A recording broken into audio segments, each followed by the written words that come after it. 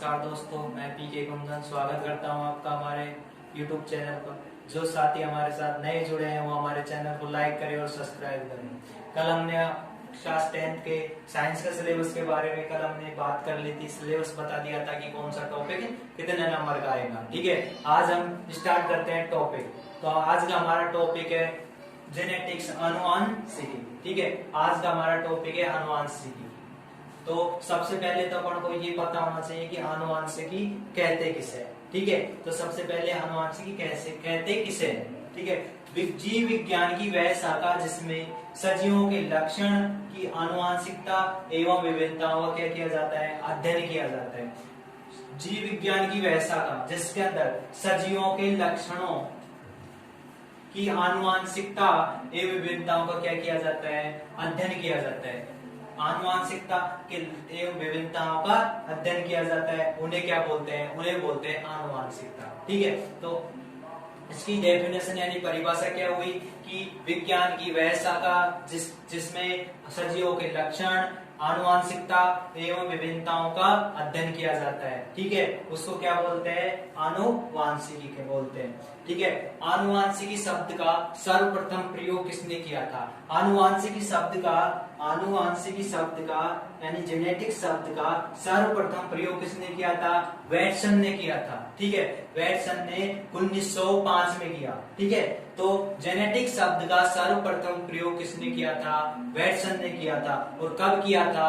सन 1905 में किया था। ठीक है, अगला पॉइंट है सजीवों में लैंगिक जनन की क्रिया के समय।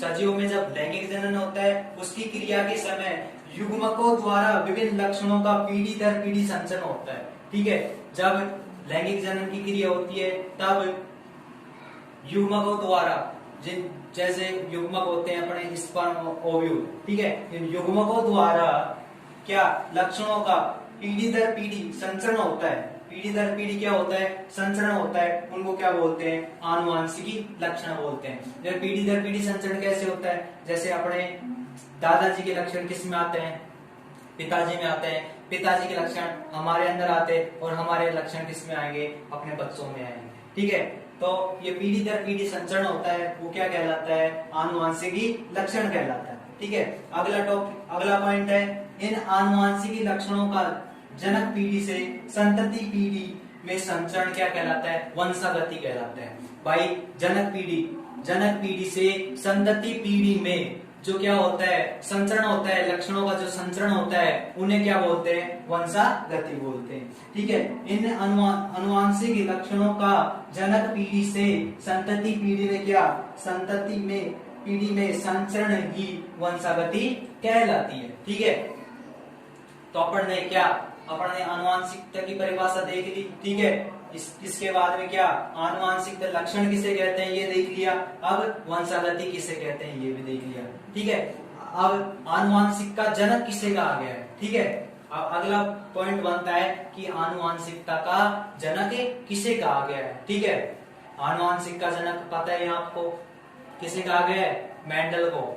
किसे, मेंडल को, जिनका पूरा नाम क्या है, ग्रेगर जोहन मेंडल है। ठीक है, क्या है, ग्रेगर जोहन मेंडल। ठीक है, तो पहले इनकी जीवन शैली के बारे में पढ़ लेते हैं। भाई इनका जीवन परिचय क्या था।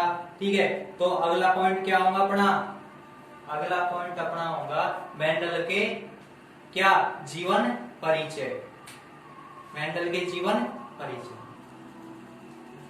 ठीक है, तो अपन क्या कर रहे थे, मेंडल के क्या, जीवन परिचय के बारे में बात कर रहे थे। ठीक है, तो मेंडल को आनुवंशिक का जनक कहा गया है। ठीक है, आनुवंशिक का जनक किसे कहा गया है, मेंडल को, ग्रेगर जोहन मेंडल, जिनका पूरा नाम क्या था, ग्रेगर जोहन मेंडल। इनका जन्म कब हुआ था, इनका जन्म हुआ था सन 1822 में। ठीक है, 22 जुलाई सन 1822 में इनका जन्म हुआ था और 1884 में क्या हो गया, इनका देहांत हो गया। ठीक है, तो इनको आनुवंशिक का जनक कहा गया। ठीक है, लेकिन इनको आनुवंशिक का जनक क्यों कहा गया, क्योंकि मेंडल ने सर्वप्रथम पादपों में वंशागति के नियमों का क्या किया था, प्रतिपादन किया था। ठीक है, क्या किया था इन्होंने किया था, मेंडल ने सर्वप्रथम पादपों में वंशागति के नियमों को क्या किया था, प्रतिपादन किया था। ठीक है, इसलिए इनको क्या कहा गया, इसलिए इनको आनुवंशिक का जनक कहा गया।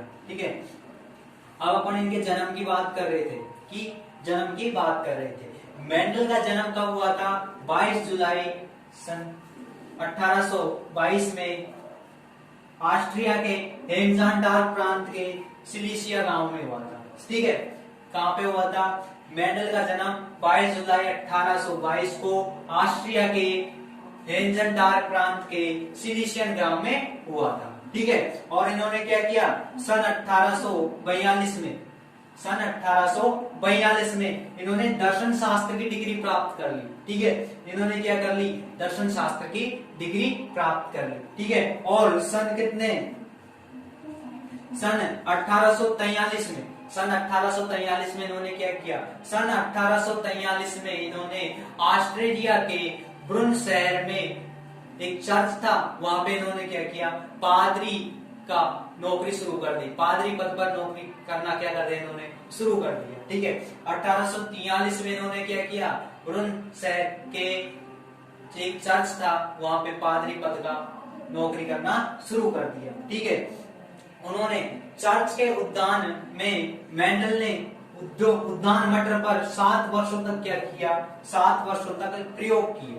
क्या किया, अब उन्होंने वहां पे जहाँ पे नौकरी करते थे वहां पे एक उद्यान था। ठीक है, वहां पे इन्होंने मटर लगाए और मटरों पर 7 साल तक वहां पे क्या किया, मटरों के ऊपर क्या किया, उन्होंने प्रयोग किया। ठीक है, और जो इनको प्रयोग किया, प्रयोग करने के बाद में जो निष्कर्ष निकले, ठीक है, प्रयोग करने के बाद में जो निष्कर्ष निकले उनको क्या किया, निष्कर्षों को सन 1865 में ब्रुन सोसाइटी ऑफ नेचुरल हिस्ट्री नामक शोध पत्र के सामने क्या कर दिया, प्रस्तुत कर दिया। ठीक है, इन्होंने क्या किया, इन प्रयोगों के जो निष्कर्ष निकले थे उनको सन 1865 में ब्रुन सोसाइटी ऑफ नेचुरल हिस्ट्री के समक्ष क्या कर दिया, इन्होंने प्रस्तुत कर दिया। ठीक है, क्या किया, प्रस्तुत कर दिया। भाई इन्होंने 7 साल तक क्या किए, जो मटर के पौधे थे उनके ऊपर प्रयोग किए। प्रयोग करने के बाद में क्या किया, उनका जो निष्कर्ष निकला उनको ब्रुन सोसाइटी ऑफ नेचुरल हिस्ट्री के सामने प्रस्तुत कर दिया।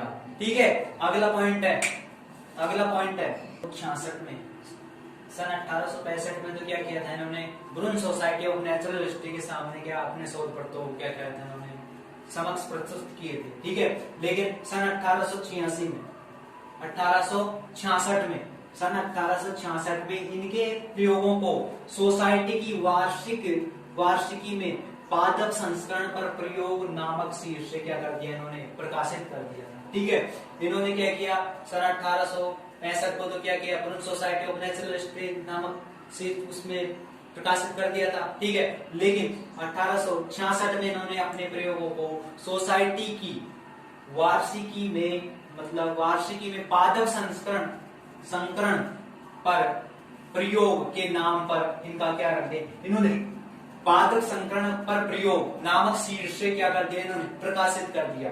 ये इसका टाइटल मतलब शीर्ष रख दिया और अपने प्रयोगों को क्या कर दिया, इसमें प्रकाशित कर दिया। ठीक है, मेंडल द्वारा उद्यान मटर पर किए गए इन प्रयोगों को कि परिणामों के आधार पर आनुवंशिकता का नियम का प्रतिपादन किया गया। ठीक है, मेंडल द्वारा उद्यान मटर में जो प्रयोग किए गए थे, इन प्रयोगों के परिणाम के आधार, इन प्रयोगों करने के बाद में जो परिणाम मिलते, इनके आधार पर आनुवंशिकता के नियमों को क्या कर दिया, इन्होंने प्रतिपादन कर दिया। ठीक है, अगला पॉइंट क्या है, इनकी मृत्यु। ठीक है, इनका जन्म हुआ था 22 जुलाई 1822 को और इनकी मृत्यु कब हुई, 6 जनवरी 1884 को क्या हो गई, इनकी मृत्यु हो गई। ठीक है, 6 जनवरी 1884 को इनकी क्या हो गई, मृत्यु हो गई।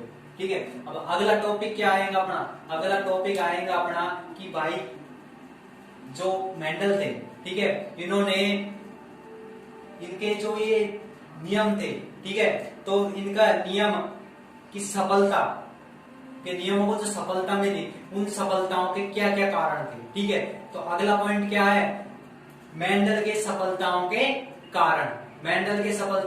कारण। ठीक है, ठीक है।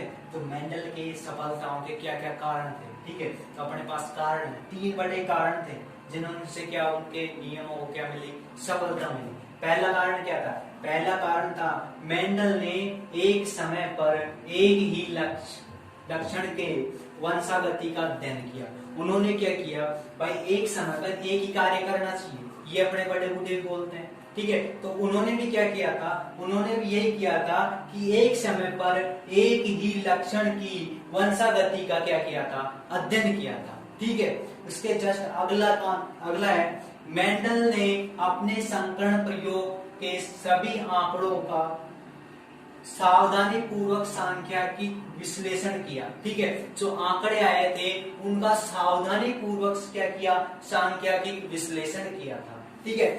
जस्ट अगला तीसरा पॉइंट है, मेंडल ने अपने प्रयोगों के लिए पादपों का चयन सावधानी पूर्वक किया। क्या किया, मेंडल ने अपने प्रयोगों के लिए क्या किया, पादपों का चयन क्या किया, सावधानी पूर्वक किया, ठीक है। उन्होंने बहुत ही सावधानी से पादपों का चयन किया, कौन सा पादप इसका अपने प्रयोगों के लिए उत्तम रहेगा, ठीक है। तो कौन से पादप का चयन किया था, मेंडल ने अपने प्रयोगों के लिए कौन से पादप का चयन किया, अपने प्रयोगों के लिए मेंडल ने मटर के पादप का चयन किया था, ठीक है। मटर के पादप का चयन किया था, क्यों किया था, ठीक है। मेंडल ने, अब यहां से अपने क्वेश्चन बनता है कि मेंडल ने अपने प्रयोगों के लिए मटर के पादपों का ही चयन क्यों किया, ठीक है, ये अपना क्वेश्चन बनता है। तो अगला पॉइंट क्या आएगा कि मटर के मेंडल ने अपने पादपों, अपने प्रयोगों के लिए मटर के पादपों का चयन क्यों किया, ठीक है। तो वो अपना अगली क्लास में देखेंगे, ठीक है। तो जिसने भी अभी तक हमारे चैनल को अभी तक सब्सक्राइब नहीं किया है वो हमारे चैनल को सब्सक्राइब करें, और जिनको हमारी वीडियो अच्छी लगी हो वो हमारे वीडियो को लाइक करें। Thank you.